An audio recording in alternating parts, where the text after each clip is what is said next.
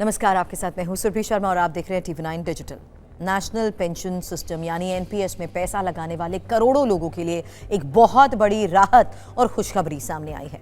सरकारी कर्मचारी हो, प्राइवेट नौकरी करने वाले लोग हों या फिर खुद का काम करने वाले रिटेल निवेशक, सबके लिए एनपीएस अब पहले से ज्यादा मजबूत, भरोसेमंद और फायदेमंद बनने जा रहा है, क्योंकि PFRDA यानी pension fund regulatory and development authority ने एनपीएस से जुड़े कई बड़े और अहम सुधारों को हरी झंडी दे दी है।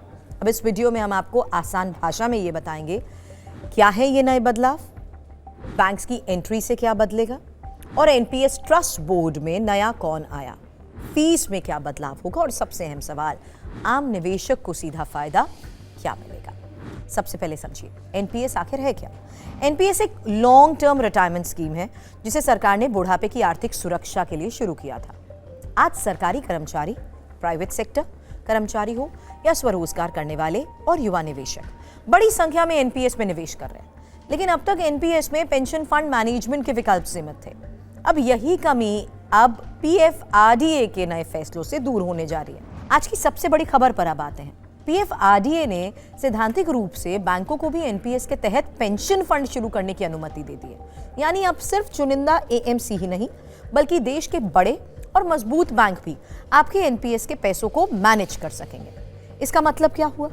निवेशकों के पास ज्यादा विकल्प। ज्यादा विकल्प मतलब ज्यादा प्रतिस्पर्धा, और ज्यादा प्रतिस्पर्धा मतलब बेहतर रिटर्न और बेहतर सेवाएं। बैंकिंग सिस्टम में लोगों का भरोसा पहले से है, अब वही भरोसा एनपीएस और ज्यादा मजबूत बना सकता है। लेकिन ध्यान रखिए, हर बैंक को ये मंजूरी नहीं मिलेगी। पीएफआरडीए ने ये साफ कर दिया है कि सिर्फ वही बैंक पेंशन फंड स्पॉन्सर कर पाएंगे जिनकी वित्तीय स्थिति मजबूत होगी, जो आरबीआई के सभी नियमों पर खरे उतरते होंगे, जिनकी नेटवर्थ और मार्केट वैल्यू मजबूत हो। यानी कमजोर या जोखिम वाले बैंक को इस सिस्टम से दूर रखा जाएगा। निवेशकों के पैसों की सुरक्षा यहाँ सबसे पहली प्राथमिकता है। पीएफआरडीए जल्द ही इससे जुड़ी डिटेल गाइडलाइंस भी जारी करेगा। वैसे अब बात करते हैं एनपीएस की गवर्नेंस यानी निगरानी व्यवस्था की, क्योंकि पीएफआरडीए ने एनपीएस ट्रस्ट बोर्ड में 3 बड़े और भरोसेमंद नामों को शामिल किया है।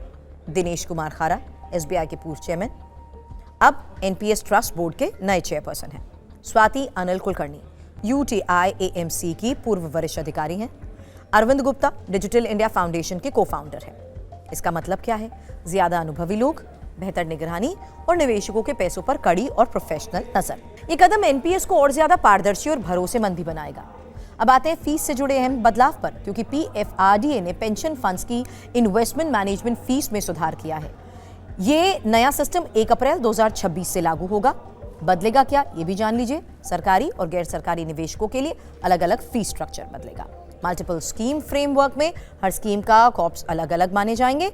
अच्छी खबर यह है कि 0.015% की रेगुलेटरी फीस पहले जैसी ही रहेगी, यानी फीस पर कंट्रोल रहेगा और निवेशकों के रिटर्न पर अनावश्यक बोझ नहीं पड़ेगा। सबसे जरूरी सवाल, आम निवेशक को क्या मिलेगा? इन सभी सुधारों से ज्यादा पेंशन फंड विकल्प, बेहतर गवर्नेंस, मजबूत निगरानी, नियंत्रित फीस और ज्यादा पारदर्शिता। सीधा असर पड़ेगा आपकी रिटायरमेंट सेविंग्स पर। सरकारी कर्मचारी हो या प्राइवेट सेक्टर के लोग हों, फ्रीलांसर्स हो या युवा वर्कफोर्स, सबको बुढ़ापे में ज्यादा सुरक्षित और सम्मानजनक जिंदगी मिलने की उम्मीद बढ़ेगी। कुल मिलाकर पीएफआरडीए के ये फैसले एनपीएस को नए दौर में ले जाने की तैयारी है, जहां भरोसा भी है, विकल्प भी है और भविष्य की सुरक्षा भी। अगर आप एनपीएस में निवेश कर रहे हैं या करने की सोच रहे हैं, तो ये बदलाव आपके लिए गेम चेंजर साबित हो सकता है।